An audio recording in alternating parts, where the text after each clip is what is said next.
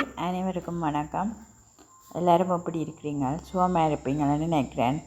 வடமாகாணத்தில் நீண்ட மழைக்கு பிறகு இப்போ இன்று கொஞ்சம் கூட வெயில் அரிச்சதை காணக்கூடியதாக இருந்தது. சந்தோஷமாக இருந்தது. இங்கே பாதிக்கப்பட்ட மக்களுக்கு நிவாரணங்கள் வழங்கப்பட்டு கொண்டிருக்குது. வடமாகாணத்தை பொறுத்தவரையில் பெரிய பாதிப்பு இல்லை என்றாலும் ஒரு சில பகுதிகளில் ஏற்பட்டிருக்குது. இது முடிய எங்களுடைய ஐயப்பன் சாமி விரதம் தொடங்கி இருக்குது. இது முதல் இந்தியாவில் தான் பெருசாக இருந்தாலும் இப்போ அண்மை காலங்களில் வடமாகாணத்திலும் கூட இதன் பங்களிப்பு கூடவே இருக்குது. இங்கே உள்ள பக்தர்கள் கருத்த உடுப்பில் காலுக்கு செருப்பு கூட இல்லாமல் செல்றதை பார்ப்பீங்க. இது இந்த இடத்தை பார்த்திங்கன்னா திருநெல்வேலியில் ஐயப்பன் சாமியின் தேர் ஒன்று வருகை தந்தது. அந்த காட்சியை தான் நீங்கள் பார்க்க போகிறீங்க. ஏராளமான மக்கள் அந்த தேருக்கு பின்னால் வந்ததையும் அவர்கள் பக்தியோட அந்த வழிபாட்டில் ஈடுபட்டதையும் நீங்கள் பார்க்குறீங்க. ஐயப்பன் சாமியை இன்னும் கொஞ்சம் நேரத்தில் அவர் தேரில் பவனி வருவதை பார்ப்பீங்க.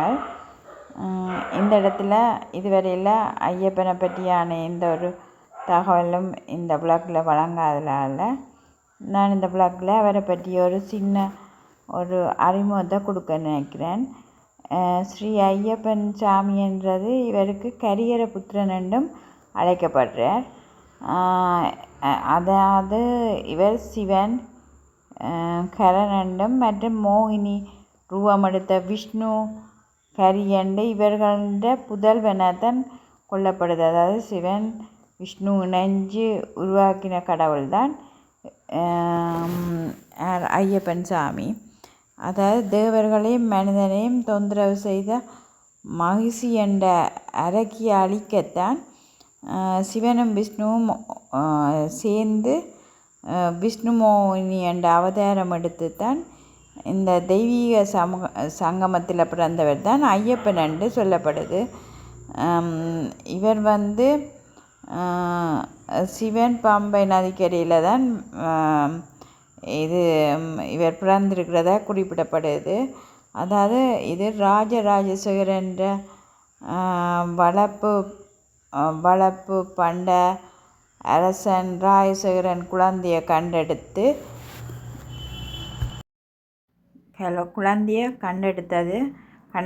வளர்த்து வர்றார். எதுக்காக இந்த குழந்தை உருவாக்கப்பட்டதுன்றதை உங்களுக்கு ஏற்கனவே குறிப்பிட்டிருக்கிறேன். அந்த ராட்சச கொலை செய்கிறதுக்காக தான் உருவாக்கப்பட்டேன். இப்போ நேரடியாக தேரை பார்த்து கொண்டு இருக்கிறீங்க. உங்களுக்கு ஐயரும் இருக்கிறார். இது ஒரு புதுமையாக தான் இருந்துச்சு. இது என்னென்னா இப்போவும் எங்களோட கடவுள்களை கூட தேரில் கண்டிருக்கிறோம். இது வித்தியாசமாக ஐயப்பனுக்காக தேர் இழுக்கப்படுறது ஒரு ஜாழ் மக்களை பொறுத்தவரையில் ஒரு வித்தியாசமாக தான் இருக்குது.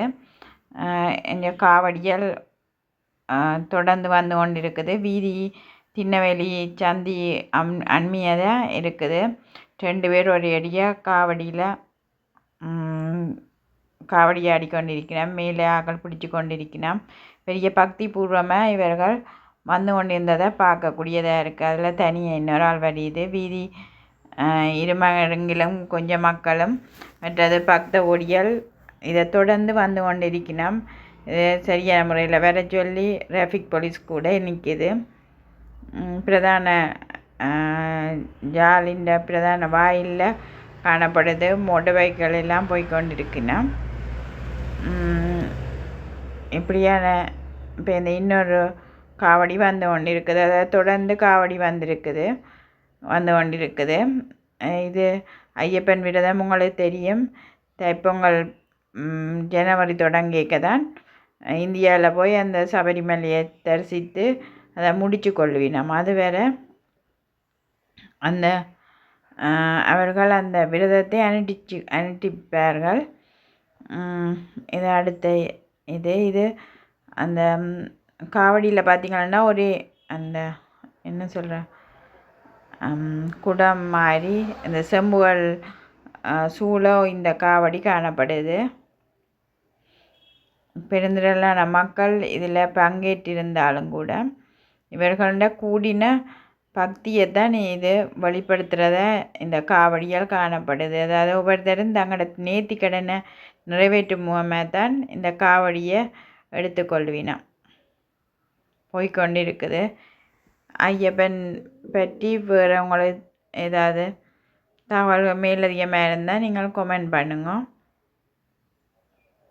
இது கடைசியாக வந்த இந்த காவடியை பார்த்து கொண்டு இருக்கிறீங்க. இன்னொரு விளக்கில் உங்களை சந்திக்கிறேன். ஓகே, பாய். எல்லோரும் நல்லா இருங்க.